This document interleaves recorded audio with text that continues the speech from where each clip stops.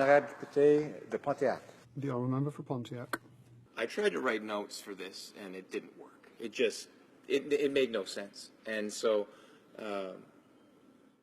I took a different tack. I called the chief of Kitigan Sibi, a community in the northern part of Pontiac, an Algonquin community. And I really just asked him, please help me understand this. Help me articulate something to the Canadian people who are struggling themselves to figure out, what does it mean, a state of emergency?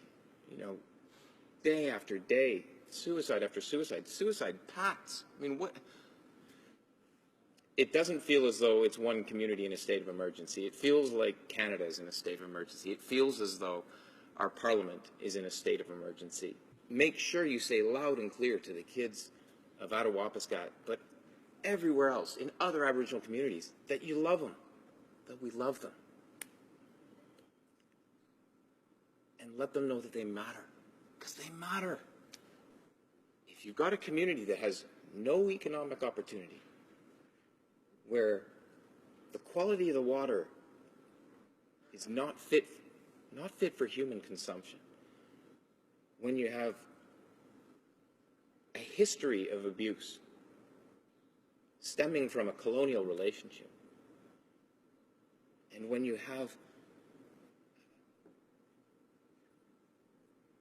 health care that is, and mental health care that is not adequate, then you just have a recipe for collapse, for a society that doesn't function. And we can do better. We know we can do better. And I really hope that the debate will not end after tonight. We need to convey in so many different ways. Yes, government programs. Yes, funding initiatives. Yes, emergency presence in communities. But we need to convey in every possible way that these children will not be ignored. They have a right, just like every other child in this country, to clean water, good health care, a safe environment to learn in, economic opportunity. I'm not going to stand here as a member of the government and say that any government could have all of the solutions. I think we're on some of the right paths. I am proud of this government is standing for a new nation-to-nation relationship. And I'm proud that we're making significant investments in some important areas of Aboriginal infrastructure.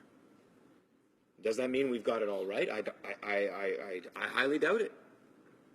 There's just no way. There's no way that one government could get it all right. But having an honest conversation about what it is that's going to bring multiple nations, multiple Indigenous nations closer to a place where they feel as though they're part of a great project together. That's where we have to start moving, because there are clearly entire communities, children who do not see Canada the way so many of us more fortunate individuals see Canada. So I'll stop there. Thank you.